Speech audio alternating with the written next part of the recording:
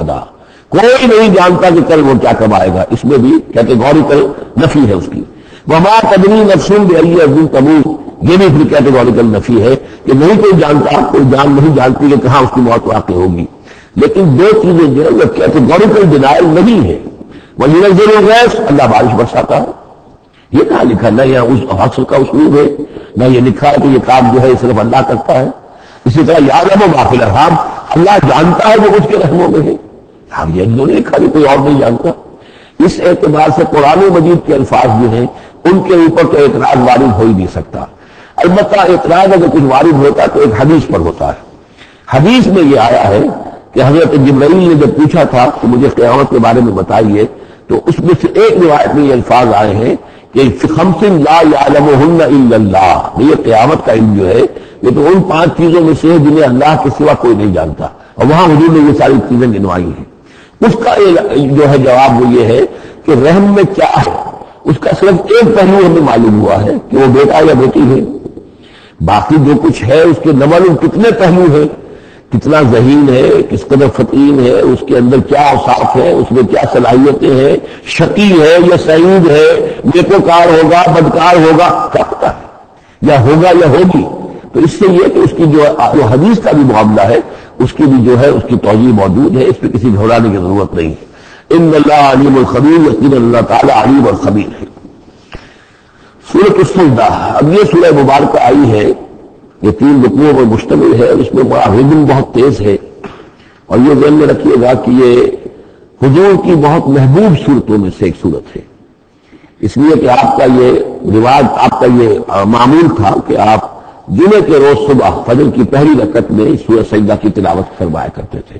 تو جن صورتوں کے ساتھ حضور کو خاص طور پر کوئی تعلق خاطر تھا اضافی طور پر، تو اس کا ہمیں اسی سے اندازہ ہوتا ہے کہ بعض میں آپ جو زیادہ پڑھتے تھے تو فجر کی نماز جمعے کے دن اس میں بالعموم آپ کا یہ معمول تھا کہ سورہ سجدہ جو ہے پوری 3 رکوع پوری جو ہے وہ پہلی رکعت میں پڑھتے تھے، اور دوسری رکعت کے اندر سورۃ الدہر. یا پھر یہ کہ کبھی کبھی ایسا ہوتا تھا کہ پہلی صورت میں سورہ جمعہ اور دوسری میں سورہ منافقون، وہ 2 رکوعوں کی صورتیں ہیں، لیکن یہ جو ہے یہ صورت کافی طویل ہے.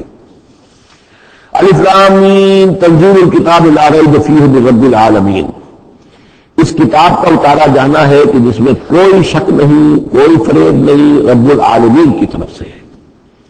ہم یقول الافتراء، کیا یہ کہتے ہیں کہ یہ محمد نے خود گھڑ لی ہے صلی اللہ علیہ وسلم، خود لکھ لی ہے؟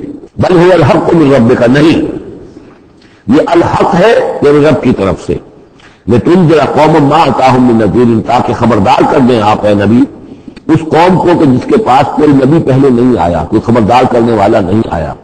حضرت اسماعیل سے لے کر اور حضرت محمد تک بڑے طویل عرصے تک کوئی نبی اس نسل میں نہیں آیا، اس قوم میں نہیں آیا.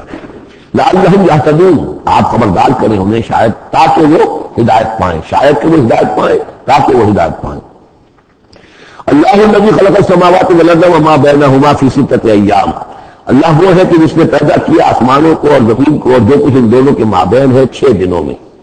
ثم استوى علی العرش، پھر وہ متمکن ہو گیا تخت حکومت پر، تخت پر. ما لکم من دونہ من ولی، نہیں ہے تمہارے لیے اس کے مقابلے میں من ولی ولا شفیع، یہاں دین کا لفظ ہے مقابلے میں، اس کے خلاف، یعنی جب کہ وہ پکڑے تمہیں سزا دینا چاہے تو اس کے اس فیصلے کے کوئی آڑے نہیں آ سکتا، نہ کوئی ولی اور نہ کوئی شفیع. افلا تتذکرون، تو کیا تم تذکر نہیں کرتے، سمجھتے نہیں ہو، عقل سے کام نہیں لیتے. یدبر الامر من السماء الى الارض، وہ تدبیر کرتا ہے امر کی آسمان سے زمین کی طرف. ظاہر بات ہے کہ اللہ تعالیٰ کے جو فیصلے ہوتے ہیں، اور اس میں ایک تو ہے 1000 سال کا ایک نقشہ ہے جو اللہ بناتا ہے، پلاننگ ہے، جو اللہ کا ایک دن ہے. لیکن یہ کہ ہمارے حساب سے جو 1 سال ہے اس کے لیے بھی جو لیلۃ القدر آتی ہے وہ در حقیقت وہ اس سال کا بجٹ سیشن ہے کہ اس 100,000 سال میں سے اس سال کے اندر کیا کیا ہونا ہے. تو اس طریقے سے اللہ تعالیٰ کا جو عالمی حکومت کا نظام ہے اس میں اس طریقے کی پلاننگ ہے. یدبر الامر من السماء الى الارض، وہ تدبیر کرتا ہے اپنے امر کی آسمان سے زمین کی طرف. فرشتے اترتے ہیں احکام کو لے کر کہ یہ کام یہاں پر ہونے ہیں، یہ امپلیمنٹیشن ہونی ہے. ثم یعرج الیہ، پھر وہ چڑھتا ہے اس کی جانب. جب یہ کام ہو گئے تو رپورٹیں جو ہے وہ اللہ تعالیٰ کی جناب میں پھر پیش ہونے کے لیے جا رہی ہیں. فی یوم، اور یہ سارا معاملہ ہے ایک دن میں مقدارہ الف سنۃ مما تعدون، جس کی مقدار ہے تمہارے حساب سے جو تم گنتی کرتے ہو تو 1000 برس۔ اب یہ سورہ حج میں بھی آیت آ چکی ہے، ان یوما عند ربک کالف سنۃ مما تعدون، تیرے رب کا ایک دن جو ہے وہ تمہارے حساب کے 1000 سال کے برابر ہے۔ اور یہاں بھی آ گیا کہ یہ تدبیر امر کے سلسلے میں اس کائنات میں جو بھی اللہ تعالیٰ کا فیصلہ ہوتا ہے تو وہ ہر 1000 سال کے لیے اس کا ایک نقشہ بن جاتا ہے۔ ذالک عالم الغیب والشہادت، وہ ہے، وہ ہستی ہے جاننے والی ہر چھپی چیز کی اور ہر سامنے کی چیز کی، العزیز جو زبردست ہے، الرحیم رحم فرمانے والی ہے، الذی احسن کل شیء، جس نے کہ یہ شے بنائی، کل شیء خلقہ، جو شے بھی اس نے بنائی بہت خوبصورت بنائی، بہت عمدہ بنائی، اس کی خلقت میں کوئی نقص تم نہیں دکھا سکتے، کہیں کوئی کوتاہی نہیں دکھا سکتے۔ وبدأ خلق الانسان من طین، اور انسان کی تخلیق کا آغاز کیا گارے سے۔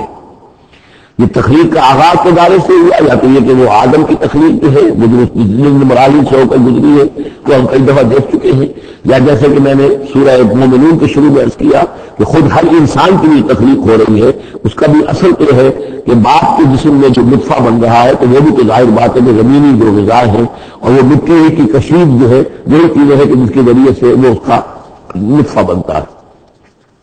لیکن اس کے بعد ثم جعل نسلہ من سلالۃ من ماء مہین، پھر یہ جو نسل چلی ہے آدم کی علیہ الصلوۃ والسلام، اب یہ چلی ہے اس بے قدر پانی کی کہ نچڑا ہوا پانی جو ہے سلالۃ من ماء مہین، اس سے اب یہ نسل آگے چل رہی ہے۔ پہلا مرحلہ آدم کا مٹی سے آدم تک، اب آدم سے آگے جو تناسل کا معاملہ چل رہا ہے نوع انسانی کا ریپروڈکشن جس نظام سے ہو رہی ہے اس کا یہ نسل جو ہے اس میں یہ ذریعہ بن رہا ہے۔ ثم سواه ونفخ فيه من روحه، اب یہاں سما جو آ رہا ہے گویا کہ نسل انسانی میں سے جو بھی کوئی ایک بچہ جو ہے اس کو اللہ تعالیٰ اس کی نوک پر ایک سوال دیتا ہے، ونفخ فيه من روحه، اور اس میں پھر پھونکتا ہے اپنی روح میں سے۔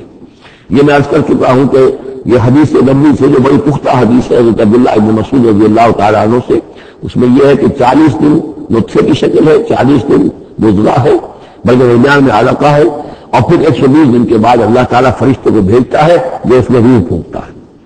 وَنَفَخَ فِيهِ مِن رُوحِهِ وَجَعَلَ لَكُمُ السَّمْعَ وَالْأَبْصَارَ وَالْأَفْئِدَةَ، اور اس نے تمہارے لیے بنا دیے کان بھی اور آنکھیں بھی اور تمہیں عقل بھی دی ہے، یا دل بھی، جو بھی چاہے کہہ لیں، اس میں کہ دل کی بھی ایک عقل ہے اور ایک عقل حیوانی ہے۔